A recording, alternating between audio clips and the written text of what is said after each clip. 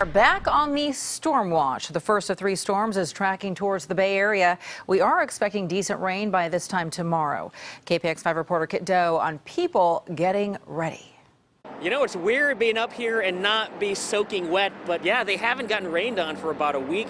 That has given the Santa Cruz Mountains some precious time to dry out and buckle down. I know! I got you! The recent storms have left this 200-foot-tall, 200-year-old redwood leaning severely to one side.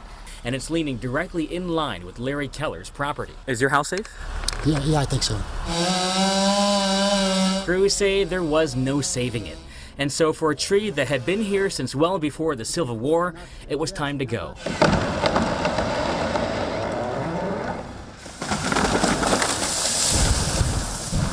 That was awesome. Do you feel safer now that the tree's down? Oh, absolutely.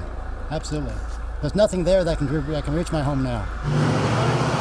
To get ready for Wednesday's storms, Caltrans installed a temporary net to catch anything else that might come down at the same location.